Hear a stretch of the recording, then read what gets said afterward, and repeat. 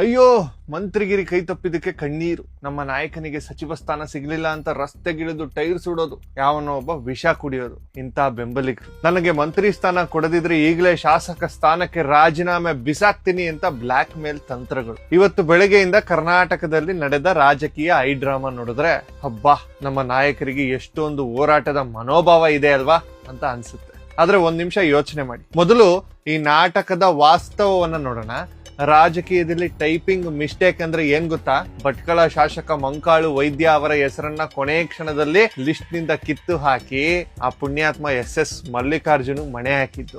Typing mistake, Mankalu ವೈದ್ಯ SS Mallikarjun. ಯಾವ ಮಾನದಂಡದ ಮೇಲೆ ಸಂಪುಟ ರಚನೆ ಆಗಿದೆ ಅಂತ ಸ್ವತಃ ತನ್ವೀರ್ ಸೇಠ್ ಅವರೇ ಅಸಮಾಧಾನ ಹೊರ ಹಾಕ್ತಾರೆ. ಇನ್ನು ಇಂಡಿ ಶಾಸಕ ಯಶವಂತ ರಾಯಗೌಡರಂತೂ ಮಂತ್ರಿ ಸ್ಥಾನ ಸಿಗ್ಲಿಲ್ಲ ಅಂದ್ರೆ ರಾಜೀನಾಮೆ ಪಕ್ಕ ಅಂತ ಗುಡುಗಿದ್ದಾರೆ. ಇನ್ನ ಪ್ರಿಯಾ ಕೃಷ್ಣರವರ ಬೆಂಬಲಿಗರು ರಸ್ತೆಗಿಳಿದು ಬಸ್ ತಡೆದು ಪ್ರತಿಭಟನೆ ಮಾಡಿದ್ದಾರೆ. ತನ್ವೀರ್ ಸೇಠ್ ಅವ್ರ ಬೆಂಬಲಿಗರು ಅದೇ ಮಾಡ್ತಾ ಇದ್ದಾರೆ.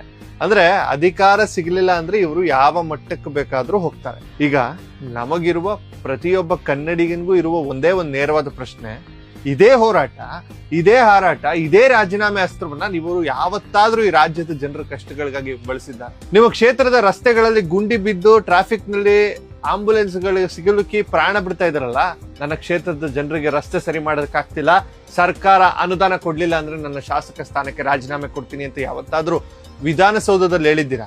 ಮಳೆ ಬಂದ್ರೆ ಮನೆಗೆ ನೀರ್ ನುಗ್ಗುತ್ತಲ್ಲ, ನನ್ನ ಜನ ಕಷ್ಟ ಪಡ್ತಾ ಇದಾರೆ, ಅಲ್ಲಿ ಕಣ್ಣೀರಾಗ್ತಾ ಇದಾರೆ ಮನೇಲಿ ಕೂತ್ಕೊಂಡು. ಆಗ ಈ ಬೆಂಬಲಿಗರು, ಈ ಕಾರ್ಯಕರ್ತರು ಎಲ್ಲೋಗಿದ್ರು? ಅವತ್ ಯಾಕೆ ರಸ್ತೆಗಿಳಿದು ಟೈರ್ ಸುಡ್ಲಿಲ್ಲ, ಇನ್ನೊಬ್ಬ ಯಾರೋ ವಿಷ ಕುಡಿಲಿಲ್ಲ? ಅವತ್ ಯಾಕೆ CM ಮನೆ ಮುಂದೆ ಧರಣಿ ಮಾಡ್ಲಿಲ್ಲ? ಅಧಿಕಾರ, ಕಾರು, ಬಂಗಲೆ, ಮಂತ್ರಿಗಿರಿ ಬಂದ್ರೆ ಸಾಕು ಇವರಿಗೆ ಸ್ವಾಭಿಮಾನ ನೆನಪಾಗುತ್ತೆ. ಆದ್ರೆ ಅದೇ ಸ್ವಾಭಿಮಾನ, ನಿಷ್ಠೆ, ಓಟ್ ಹಾಕಿದ ಜನ ಮೂಲ ಸೌಕರ್ಯಗಳಿಲ್ಲದೆ ಒದ್ದಾಡುವಾಗ ಸಂಪೂರ್ಣವಾಗಿ ಸತ್ತೋಗಿರುತ್ತೆ.